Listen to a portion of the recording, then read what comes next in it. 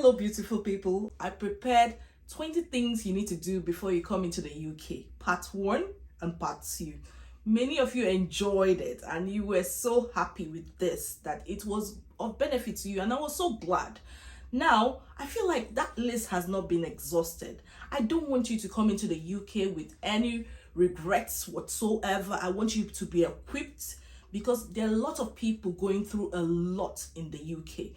It is not what they expected. So I'm going to try my best to exhaust this list. Today, I'm going to prepare 10 more things you need to do before you get into UK to pursue a master's study. My name is Cynthia. I share information that will help your transition to the UK to be as smooth as possible. And I'm here for you. Many of my students are going through a lot of things, and I feel like these problems can be solved if they were properly prepared and well informed. And that's the reason for this channel, is to help you have no regrets, help you prepare for the UK economy, environment, culture, and everything in between. So let's get into this. Another thing that you need to do before you come into the UK is that you have to make sure you renew your passport. If you have 6 months or 5 months or 4 months before your passport expired, they're less likely to give you a visa on that passport. In fact, that was what I faced. I was told to try and renew my passport, and I had to start looking for a place where I can renew my passport as soon as possible. If not, it will cause a delay in my resumption dates and my visa application process. Many people are trying to get their passport renewed and it's taking 3 months or 2 months, so be prepared, guys. Another thing is you need to prepare a budget. Many people don't plan properly. You need a book or maybe on your computer where you list the expenses you're going to make, and these expenses should be based on research. Now imagine if Form A does not work and you don't have access to CBN exchange rates in pounds. Will you be able to cover 50% or 60 or 70% of your school fees? How do you intend to complete the outstanding amount? Can you afford accommodation for 2 months? If you don't get a job immediately you get into the UK. And it's not just accommodation. When it comes to the UK, there are some expenses that you must spend this. If not, you won't survive. I'm talking about you need heating, you need gas.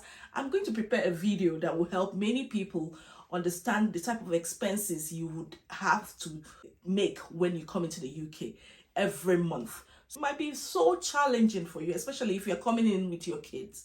So please plan properly. Another thing is to check the requirements for the jobs you want to start as a student or as a dependent. Many people have this problem. They think when I get there, I will get a job. Most times, jobs are gotten from the internet. You can start planning which type of jobs do I want to pick when I come in here. What are the requirements? Start preparing your CV.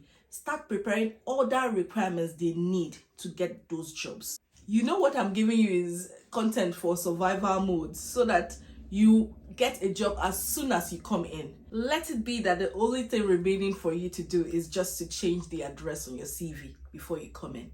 Number 4 on my list is to back up all your documents and make photocopies that you will take with you when traveling. Universities might provide you with business services, but you can only use it when you are in the university environment. So when you get back to your rented accommodation, you might need to make some photocopies, you might need to scan some documents, and if you have not done that before coming into the UK, you might find it challenging, a bit challenging. Of course, there's an app that you can use, Cam Scanner, to scan some documents, but what I would say is back these things up in case something goes wrong and you lose your document while traveling. It could save you from stress. So try and learn to back up your credentials or certificates so that you can easily pull them out and send an application whenever you need them. Before you come into the UK, I want you to do this.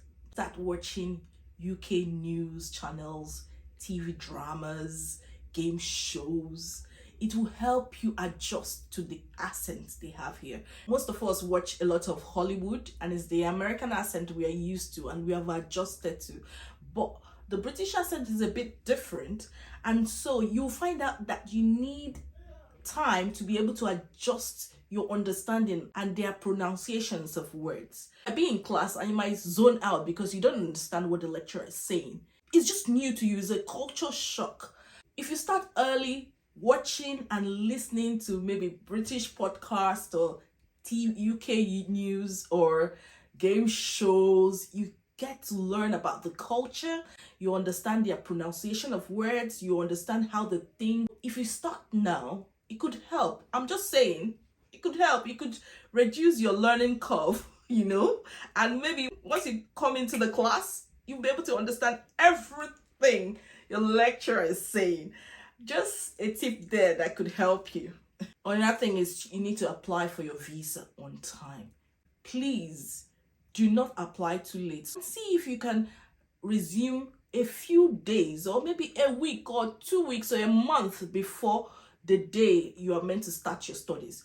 Some people do that. They start a month and then they work. While working in the UK, they could help themselves adjust to the system or start looking for a job or whatever they need. And it has worked for some people. But I've heard about cases where they don't want you to come into the UK before your study date. So just find out what is feasible and what can work out for you. Just another thing is that your phone might not work when you come into the UK. You might be roaming, but it costs a lot of money. Some people unlock their phone before coming into the UK so that they can buy a SIM card and then insert it. SIM cards are not very expensive. You can also get refurbished phones, or you can also get contract phones with some of the service providers. These are things you should put in your budget and plan when coming into the UK, because you can't survive without a phone in the UK. If you want to go to your GP, there is a postcode and an address, and how you can get there, you need your Google map to be able to go from one location to another. Number 8 on my list is to prepare the essays for scholarship applications. At this moment, I expect that you know some of the scholarships that you need to apply only when you have arrived in the UK. The best way to save you from stress is to prepare those applications before you come into the UK. Make sure you find out about the scholarships, their requirements. Do they require essays? Prepare every single thing so that you can apply for them as soon as you arrive. Be aware of the student discounts that you might need, charities that would help support you. If you have any problem, you know who to call immediately you come into the UK. Number 9 on my list is to get your ultimate packing list and supporting documents ready. I'm talking about your certificates, your proof of fund. At the airport, they might ask you for your proof of fund.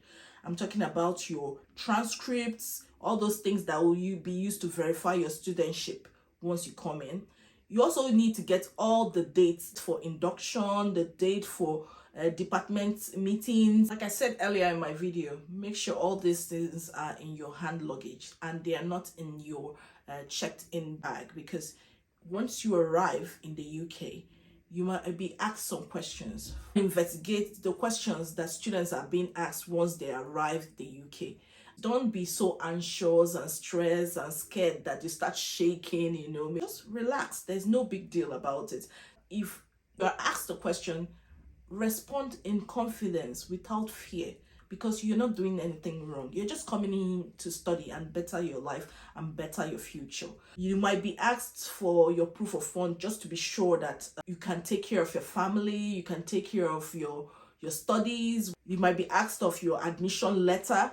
You might also be asked about where you're going to stay. You really need to show proof or evidence that you have booked a place like an Airbnb, or you've gotten a rented apartment here. If not, you might be sent back to your home country. So this is something you really need to consider. The last thing I'm going to add, the 10th thing I'm going to add, is that most people don't prepare for is letter of recommendation, academic references, character references. Once you come into the UK, you want to start working. This is one of the things that you might be asked before they give you a job. So why don't you approach those people in your old workplace and the people that you feel would be able to help you prepare a letter of recommendation. Tell them about your plans. Tell them that they should expect social things. Tell them they should prepare those documents ahead of time.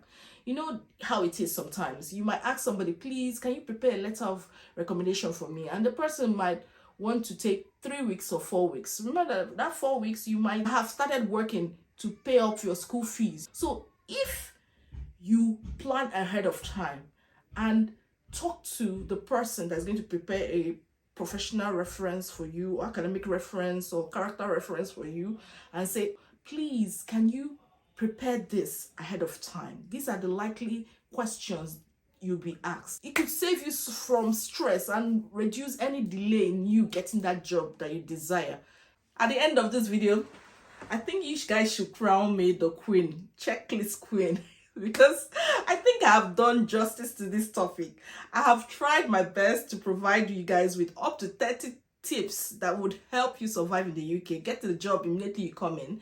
I don't think any person coming to the UK would go through all the videos I have and would not receive value. If there are other tips that you feel I have missed out, please write it in the comment box. I want to hear from you. Thank you for the feedback you've given me so far. Please like, share, subscribe, and if you missed the part 1 and part 2, please click over here, click off here.